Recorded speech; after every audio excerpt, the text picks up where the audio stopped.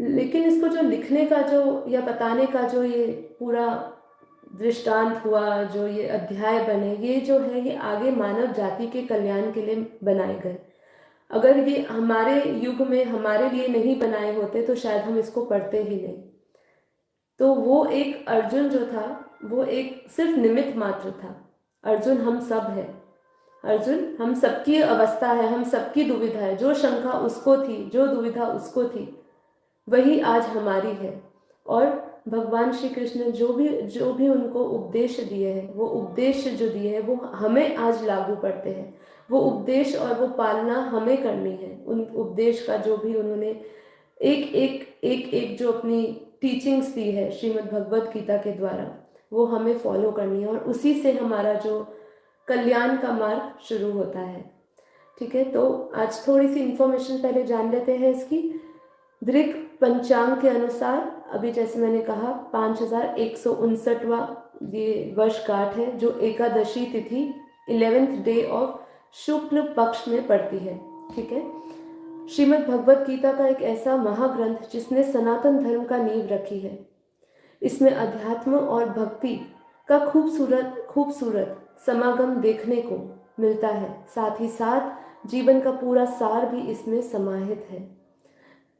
देखिए, भगवान ने जो ये भगवत गीता लिखी है, ये हमें सभी को, हर एक आयु के, हर एक वर्ग के, हर एक जाति के मनुष्य को पढ़नी चाहिए। इसके अंदर मनुष्य के कल्याण का मार्ग छिपा हुआ है और हम अपने 18 अध्याय 18 दिन की सीरीज में या बीच में अगर ब्रेक भी होता है, हम इसको कंटिन्यू करेंगे, जिसमें हम सभी ने पढ़ा होगा, सभी ने महाभारत भी देखी होगी, सभी ने 18 अध्यायों का अध्ययन भी किया होगा। लेकिन हम कुछ ऐसे व्याख्याएं, ऐसे जो उन्होंने हमें लर्निंग्स दी है इसके माध्यम से, उसको हम रिपीट करेंगे, जो हमें डेली अपने जीवन में उतारना चाहिए। ठीक है, तो सनातन धर्म की आधारशील होने के साथ साथ सदियों से मानव जाति का कल्याण एवं मार्गदर्शन करती आ रही है। जिस शुभ दिन पर भगवान श्री कृष्ण ने गीता का उपदेश दिया था, उसे आज भी गीता जयंती के रूप में मनाया जाता है। गीता जयंती कब से लिखी गई है? गीता जयंती की 5159वां वर्षगांठ 3 दिसंबर 2022 को मनाई जाएगी। एकादशी तिथि के अनुसार इसका जो मुहूर्त बताया गया है वो 3 दिसंबर को शुरू होता है 5:39 AM पे, और इसकी जो समाप्ति होती है वो 4 दिसंबर को 5:34 AM पे। इसको क्यों मनाया जाता है? जब पांडवों और कौरवों के बीच महाभारत का युद्ध होने जा रहा था, तब अर्जुन का मन बड़ा ही विचलित हो गया था। अर्जुन इस बात से परेशान थे कि वह किस प्रकार अपने ही परिवार के विरुद्ध युद्ध की जय घोष कर दे। अर्जुन को की मनोस्थिति को समझते हुए भगवान श्री कृष्ण ने मार्गशीर्ष माह के मतलब महीने के शुक्ल पक्ष की एकादशी तिथि को ही उन्हें गीता का उपदेश दिया था और अर्जुन को सभी बंधनों से मुक्त कर दिया था। इसीलिए गीता जयंती को मनाया जाता है। तो जो हमारा पहला अध्याय है, काफ़ी लोग जानते होंगे, इसको विषाद योग बोलते हैं। इसको हम सिर्फ कुछ ही इसके व्याख्याओं को हम इस एपिसोड में लेंगे। अगर आप संपूर्ण गीता को पढ़ने जाए तो एक एक चीज़ को समझने जाए तो आपको बहुत ही समय लग जाएगा। हम इसका सार लेंगे, जो इम्पोर्टेंट है वही लेंगे। और जो दूसरा अध्याय है वो सांख्य योग दर्शाता है। जो पहला अध्याय है जिसको अर्जुन विषाद योग का है, उसके अंदर पूरा दृश्य महाभारत का, जब आप आमने सामने कौरव और पांडवों की सेना युद्ध के लिए तैयार हो जाती है, उस समय जब कृष्ण अर्जुन के रथ को पूरी जो कुरुक्षेत्र है उस भूमि में बीचों बीच जब लेकर जाते हैं, तो जब वो अपने आस पास अपने ही परिजनों को देखता है, अपने ही सगे संबंधियों को देखता है, अपने गुरुओं को देखता है, कृपाचार्य को देखता है, द्रोणाचार्य को देखता है, पितामह को देखता है, तो वो अपना जो धनुष है वो रख देता है वो कहता है कि मैं इस युद्ध से मुझे क्या प्राप्त होगा। तब शुरू होता है धर्म और अधर्म का ज्ञान। तब जो पहला अध्याय है उसमें भगवान श्री कृष्ण कोई भी उपदेश नहीं देते, लेकिन वो पूरा वर्णित है कि क्यों ऐसी कौन सी परिस्थिति आती है जब भगवान श्री कृष्ण दूसरे अध्याय में सांख्य योग में अपना दृष्टांत, अपने उपदेश भगवान श्री कृष्ण अर्जुन को देना शुरू करते हैं। ठीक है, तो अर्जुन कौन है? अर्जुन हम सब है, जैसे मैंने कहा है, जो ज्ञान अर्जन करते हैं। अब इसको थोड़ा सा पहला अध्याय शुरू करने से पहले एक बहुत ही अच्छी चीज मैं आपको कहना चाहूंगी कि देखिए, महाभारत में ऐसा उल्लेख किया गया है कि जब कौरवों और पांडवों में सेना आमने सामने खड़ी हो गई थी तो संपूर्ण निशातर कौरवों में प्रवेश कर गए थे, मतलब असुर, और सभी देवता पांडवों में। वेद व्यास जी ने स्पष्ट किया है कि गीता के सभी पात्र असुर या देवता है तथा प्रतीकात्मक है। ठीक है, तो ऐसा कहा जाता है, ऐसा महाभारत में उल्लेख किया गया है कि जब कौरवों और पांडवों में युद्ध हुआ था तो कौरवों में जो असुर है, जो निशातर है, वो कौरवों में प्रवेश कर गए थे और जो देवता है वो पांडवों में। तो इसका तात्पर्य क्या होता है? देखिए, हम सभी के मनुष्य के प्रत्येक मनुष्य के अंतःकरण में दैवी और आसुरी दोनों प्रकृति अनादिकाल से चलती आ रही है।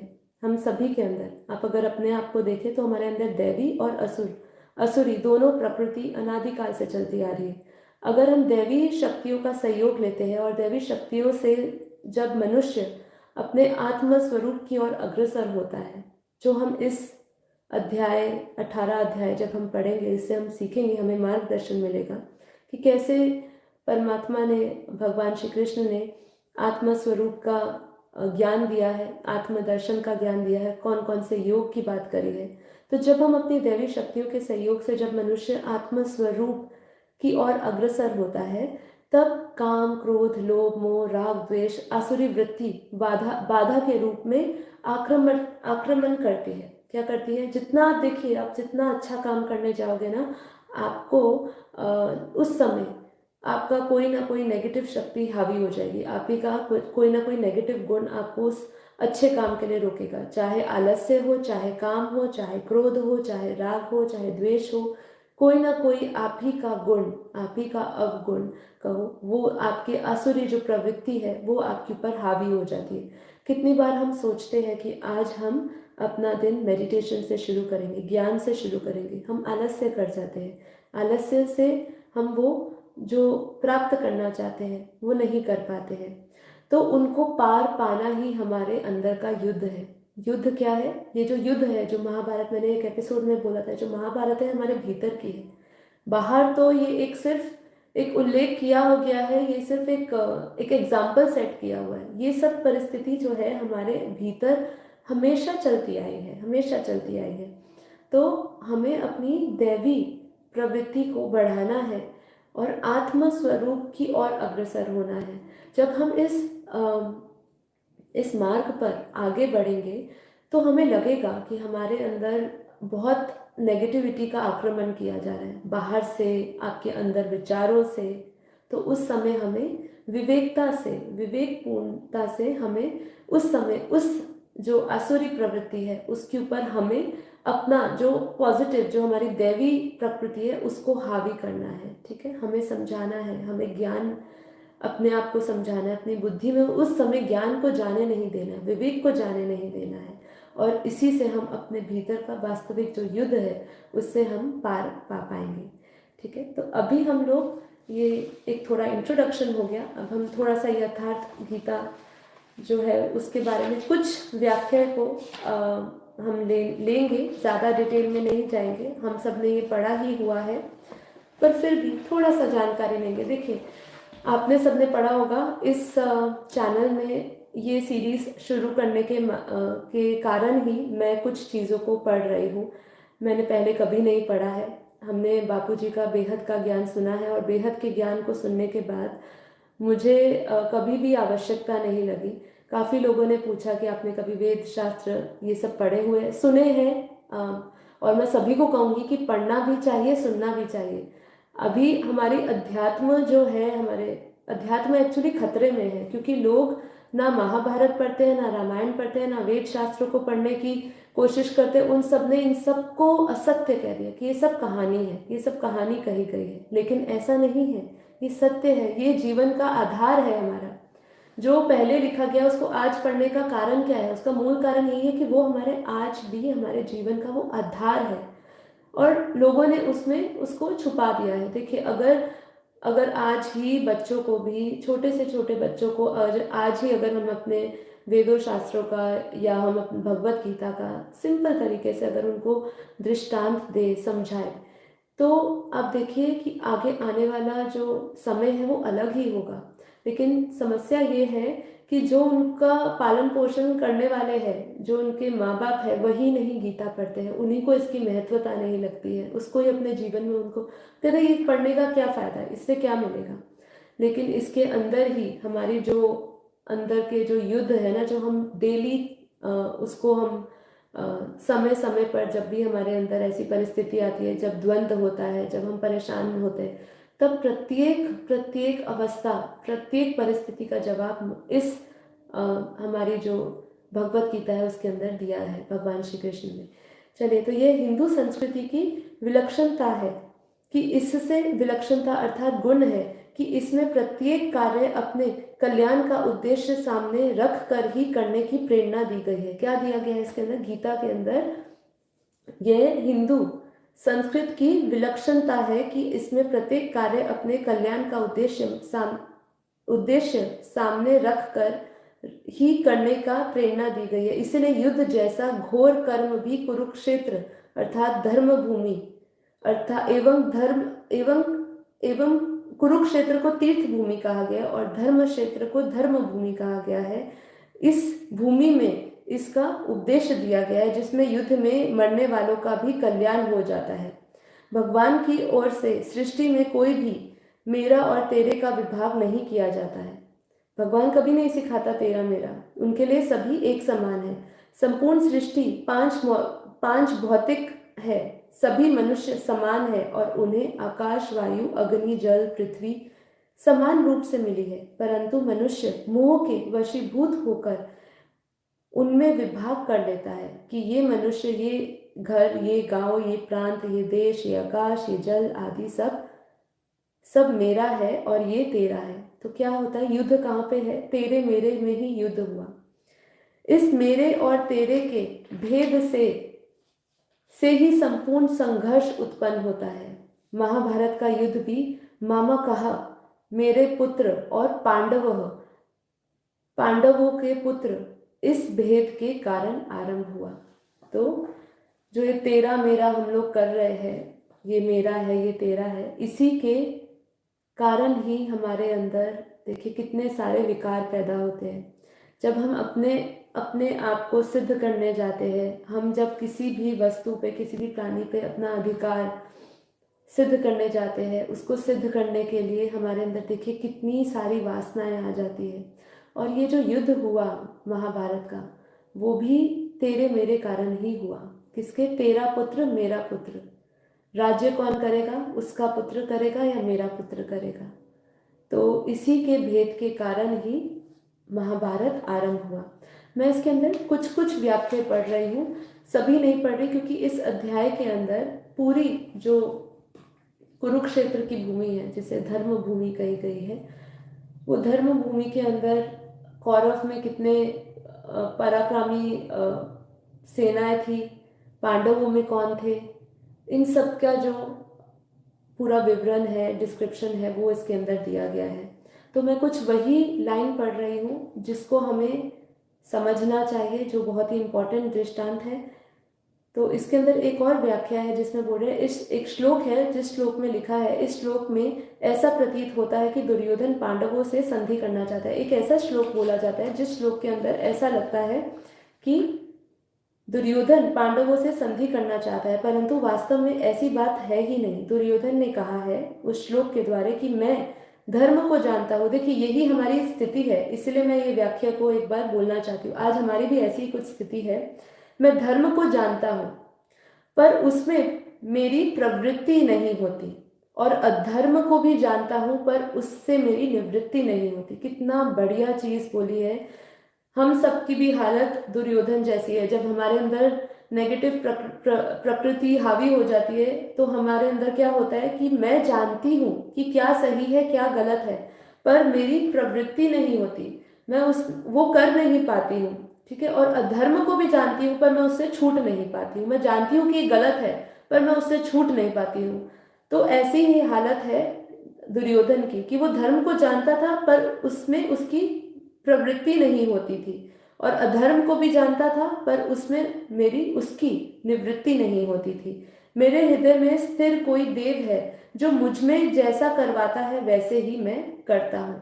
तो क्या कहते हैं दुर्योधन की मेरे अंदर एक ऐसा कोई देव है जो मुझसे जैसा करवाता है वैसा ही मैं करता हूँ। दुर्योधन हृदय में स्थित जिस देव की बात कर रहा है वो वास्तव में कामना है। जब वह कामना के वशीभूत होकर उनके अनुसार चलता है तो फिर वह पांडवों से संधि कैसे कर सकता है। उसकी कामना उसको कैसे संधि करवाने दे सकती है। जो ये श्लोक है जिसमें ऐसा हमें प्रतीत होता है कि दुर्योधन जो है वो संधि चाहता है, लेकिन वो संधि नहीं चाहता है।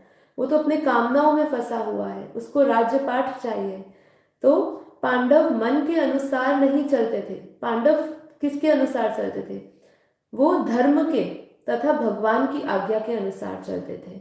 ठीक है, तो कामना मनुष्य को पाप में लगाती है। क्या करती है? कामना ही मनुष्य को पाप में लगाती है, परंतु धर्म मनुष्य को पुण्य कर्म में लगाता है। तो हमें कौन सा कर्म करने हैं, हमें कहाँ पे लगना है? हमें सभी कामनाओं को छोड़ना है, और जो धर्म है, धर्म का आचरण, जो धारणाएं है उसका हमें आचरण करना है, उसको हमें जीवन में उतारना है। वो हमें कहाँ लेकर जाती है? वो पुण्य कर्मों की ओर हमें लेकर जाती है। ठीक है, तो ये एक और व्याख्या था, और अभी और एक तो हम पढ़ेंगे। एक श्लोक है, मैं श्लोक नहीं पढ़ रही हूँ, तो मैं सीधा पढ़ती हूँ कि अर्जुन क्या बोल रहे हैं।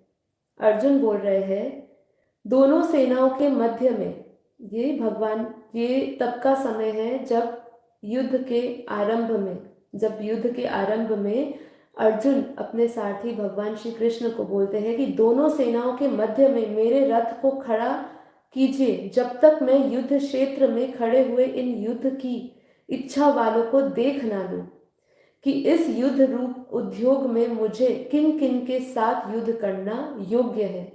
तो भगवान कृष्ण को अर्जुन क्या बोलते हैं कि मेरे रथ को ले जाए, कहाँ पे? युद्ध के मध्य में, जहां मैं इन सबको देख सकूं। ठीक है, तो ऐसा होता है कि वो युद्ध, अब इसके अंदर जो व्याख्या है वो हम बहुत बहुत गहरी है, इसको समझते हैं, इसको सुनिएगा बहुत ध्यान से। युद्ध के लिए एकत्र हुए इन कुरुवंशियों को देख, भगवान श्री कृष्ण बोलते हैं, जैसे कि ये सब पहले से ही होना ही था। ये जो व्याख्या मैं पढ़ने वाली हूँ इसमें ऐसा ही है कि ये सब होना ही था। ये एक सिर्फ अर्जुन एक सिर्फ निमित्त बना। तो इस व्याख्या में क्या कहते हैं? युद्ध के लिए एकत्र हुए इन कुरुवंश को देख, ऐसा कहने में भगवान की गूढ़ भी संधि थी कि इन कुरुवंशियों को देखकर अर्जुन के भीतर छिपा हुआ कौटुंबिक ममता युक्त मोह जागृत हो जाए। क्या था? भगवान श्री कृष्ण की जैसे उसमें एक युक्ति छुपी हुई थी, एक संधि छुपी हुई थी, जिसमें वो चाहते थे कि अर्जुन जब अपने कुरुवंश सेना को देखे, अपने परिजनों को देखे, सगे संबंधियों को देखे, गुरु को देखे, अपने पितामह को देखे, तो क्या हो? उसके भीतर जो छिपा हुआ कौटुंबिक ममता युक्त मोह जागृत हो जाए, और वो मोह जागृत होने से अर्जुन की जिज्ञासा बन जाए, जिससे अर्जुन का तथा उनके निमित्त से भावी मनुष्यों का भी मोह नाश करने के लिए गीता का महान उपदेश दिया जा सके। तो देखिए, गीता का जो उपदेश दिया गया उसमें भी पहले से ही छिपा हुआ भगवान की इच्छा थी। क्यों? जो आज हमारी हालत है, हम जो दुख है हमारे अंदर, वो सबसे ज्यादा क्या है? मोह का है। हर चीज में जो अटैचमेंट है हमारी, हाँ, जो attachment is the cause of suffering, जो दुख का कारण है वो मोह ही है, वो कामनाएं है, वासनाएं है, और मोह सबसे ज्यादा है क्योंकि हम मोहवश ना किसी को छोड़ नहीं पाते हैं, उसको अपना अधिकार मान लेते हैं उस पे, चाहे वो वस्तु हो चाहे वो प्राणी हो। और इसी से फिर युद्ध शुरू होता है कि ये मेरा है, और उसके बाद उस अधिकार रखने के बाद वहां पे खत्म नहीं होती है हमारी महत्वाकांक्षा। अधिकार भी पा लिया, उसको हमने पा भी लिया, ऐसा आपका आपका भाग्य समझे कि आपने उसको पा भी लिया जिसको आप पाना चाहते हैं, जिसमें आपका मोह है, लेकिन आपकी महत्वाकांक्षा वहां खत्म नहीं होती। आप चाहते हो कि वो व्यक्ति या वो चीज आपके अनुसार ही चलती जाए पूरे जीवन में। तो उसके बाद हमारी जो जो हमारी असुरी आसुरी जो प्रकृति है वो हमारी बढ़ जाती है, वो और होने लगती है। तो कहीं पर भी हमारा जो आसुरी प्रकृति है वो कहीं पर भी खत्म नहीं होती है। तो इसीलिए भगवान श्री कृष्ण ने इस कल्याण के लिए, इस मानव कल्याण के लिए, मनुष्य के कल्याण के लिए, उनके मोह नाश करने के लिए ये गीता का महान उपदेश दिया है। ठीक है, अब एक चीज और हम पढ़ते हैं पहले अध्याय में से ही। अर्जुन बोले, हे कृष्ण, युद्ध की इच्छा वाले इस कुटुंब समुदाय को अपने सामने उपस्थित देखकर मेरे अंग शिथिल हो रहे हैं। अब जो है, जो भगवान श्री कृष्ण चाहते थे वैसा ही हुआ। वो जैसे ही उसने कुरुवंशों की पूरी सेना को देखी, जब उसने अपने ही सभी सगे संबंधों को देखा, तो उसके अंदर जो कुटुंब के प्रति मोह है, जो ममता है, वो बाहर आई। और फिर उसके अंदर एक द्वंद्व, उसके अंदर ही जो एक अपने भीतर ही द्वंद्व चलने लगा, उसको शंका होने लगी कि मैं जो कर रहा हूँ वो सही है या नहीं। तब उन्होंने अपने प्रश्न भगवान श्री कृष्ण से पूछे। तो हे कृष्ण, युद्ध की इच्छा वाले इस कुटुंब समुदाय को आप अपने सामने उपस्थित देखकर मेरे अंग शिथिल हो रहे हैं और मुख भी सूख रहा है, और तथा मेरे शरीर में कंपी सी हो रही है एवं रोंगटे खड़े हो रहे हैं, हाथ से गांडीव धनुष गिर रहा है और त्वचा भी जल रही है। मेरा मन भ्रमित सा हो रहा है और मैं खड़ा रहने में भी असमर्थ हूँ। हे कृष्ण, मैं ना तो विजय चाहता हूँ, ना राज्य चाहता हूँ, और ना ही सुख को भी चाहता हूँ। हे गोविंद, हमको भी राज्य से क्या लाभ मिलेगा? हम लोगों को राज्य से क्या लाभ मिलेगा? भोगों से क्या लाभ मिलेगा? अथवा जीने से भी क्या लाभ? तो ये सब प्रश्न अपने उनके सामने खड़े करते हैं भगवान श्री कृष्ण के सामने।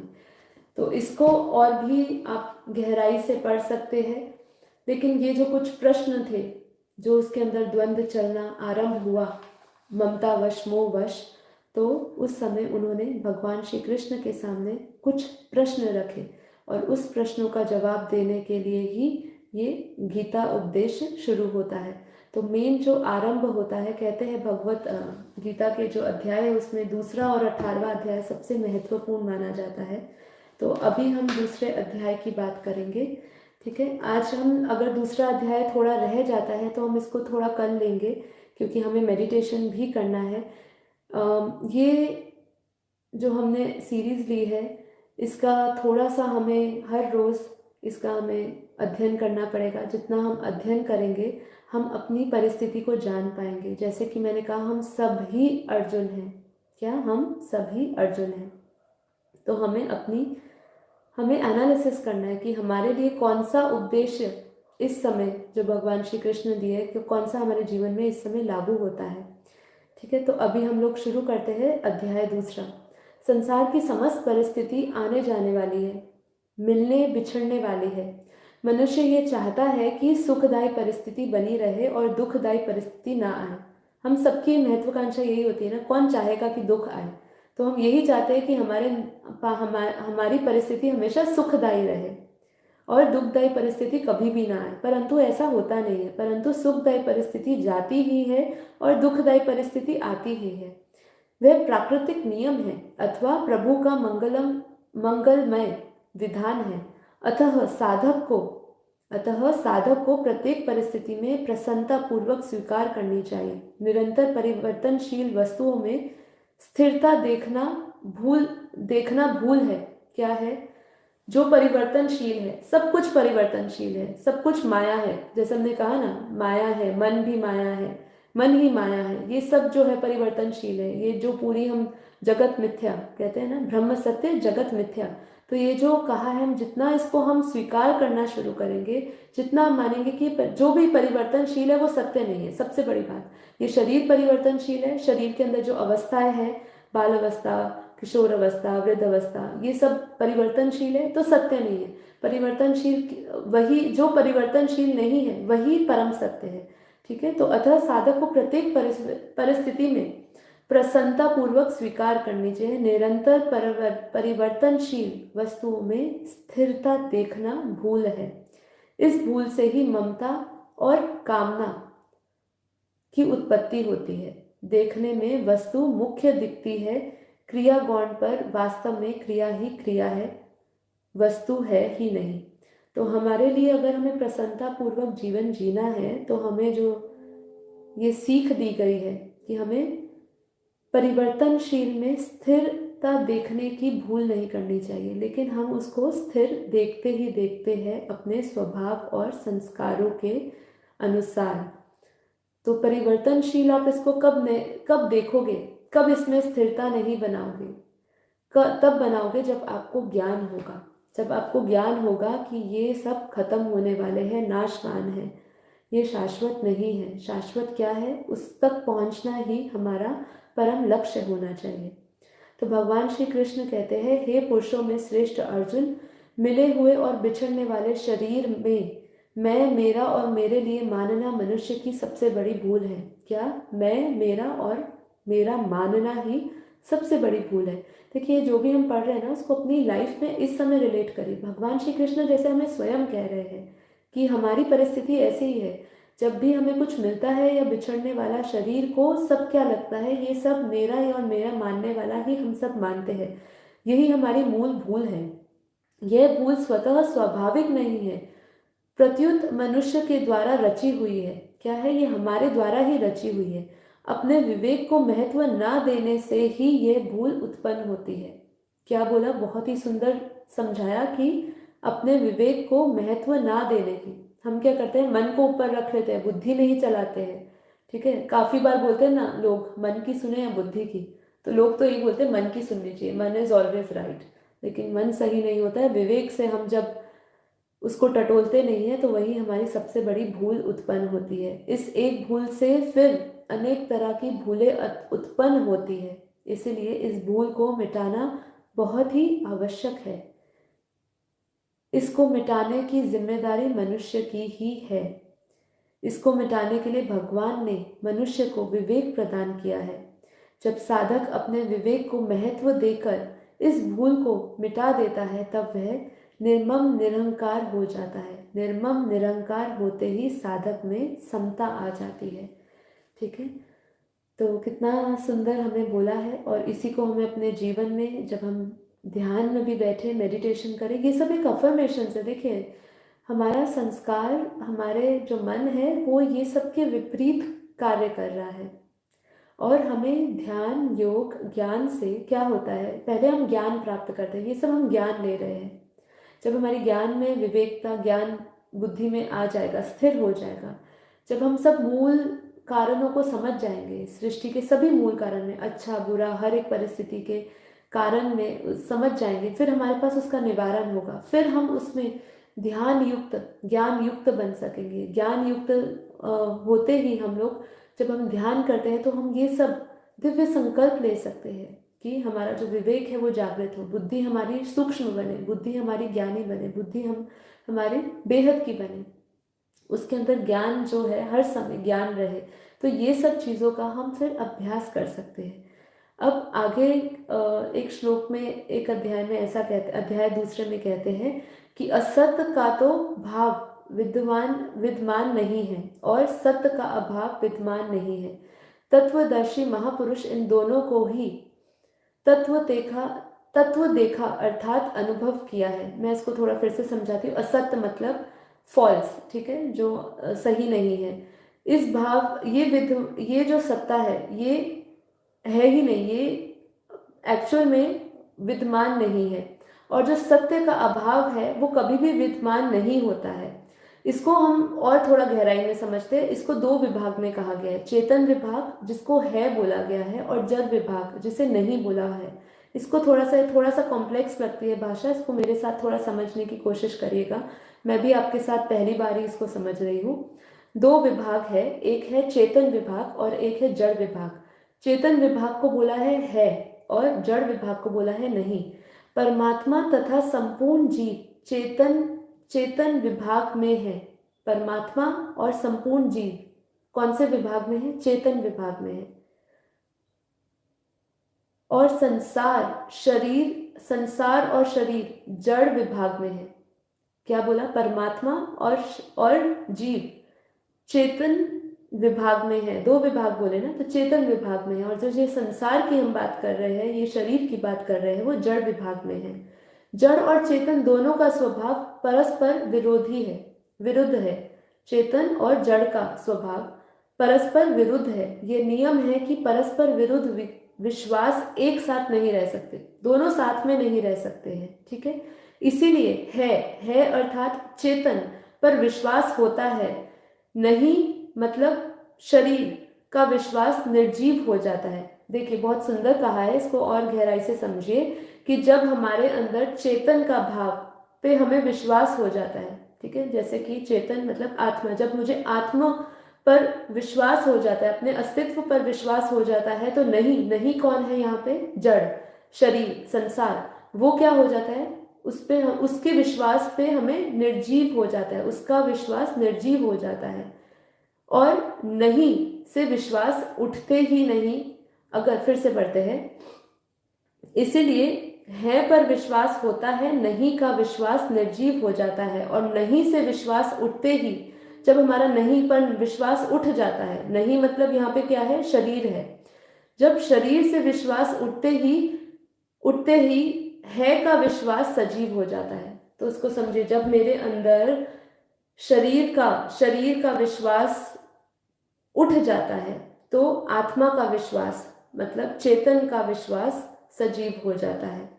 सच्चा साधक वो है जो है मतलब सत्य है को आत्मा समझे, है मतलब सत्य तत्व के सिवा अन्य मतलब असत्य की सत्ता स्वीकार ही नहीं करता है। मतलब वो जब अपने आप का सत्य स्वरूप को स्वीकार करता है और जो बाहर असत्य है उसको स्वीकार नहीं करता है, वही सही साधक है।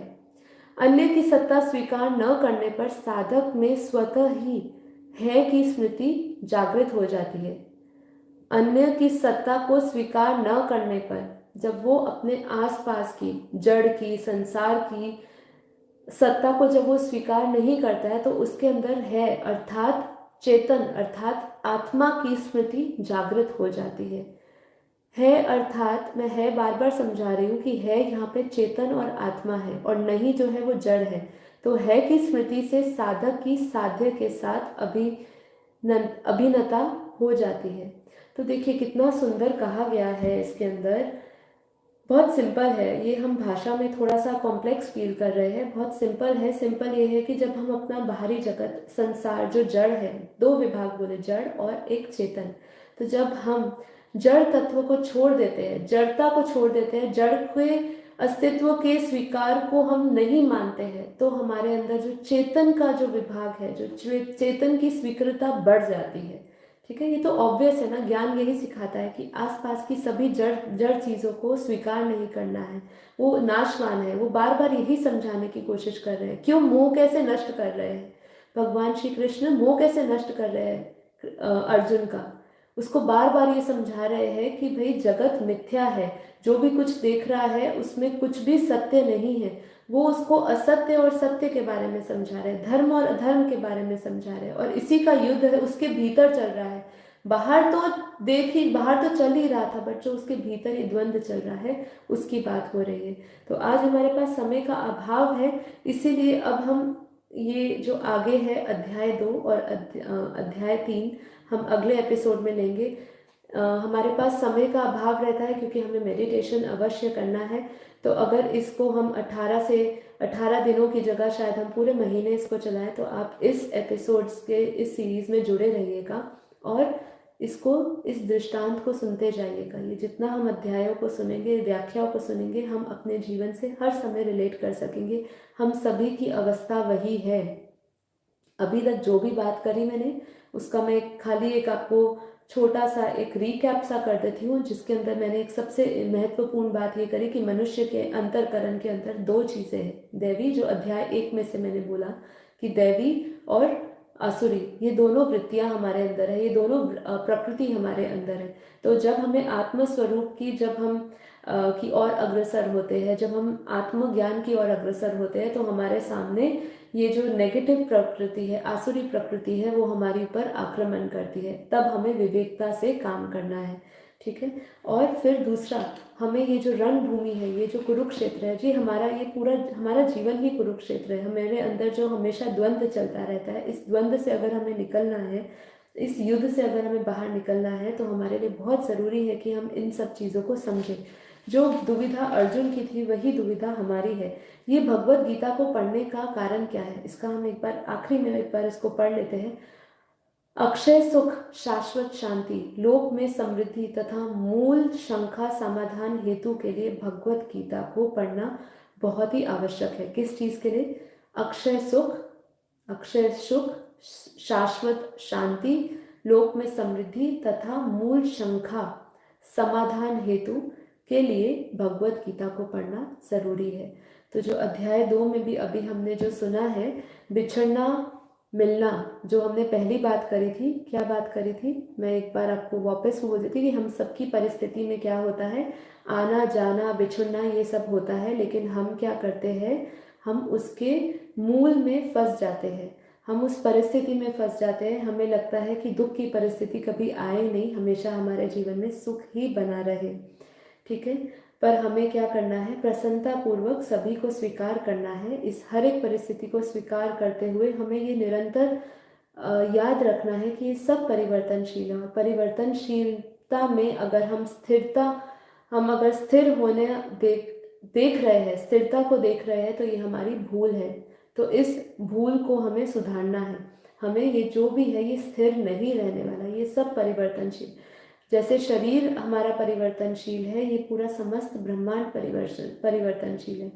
जो आया है उसको जाना भी है, ठीक है। तो इसीलिए शोक मत कर, क्या है, जो साधक है उसको शोक ना करने का उपदेश दिया है। क्योंकि ये पूरी महाभारत इसीलिए लिखी गई क्योंकि अर्जुन जो थे वो शोक में चले गए थे, शोकग्रस्त हो गए थे, और तब भगवान श्री कृष्ण ने उनको उपदेश दिया। तो हमें भी ये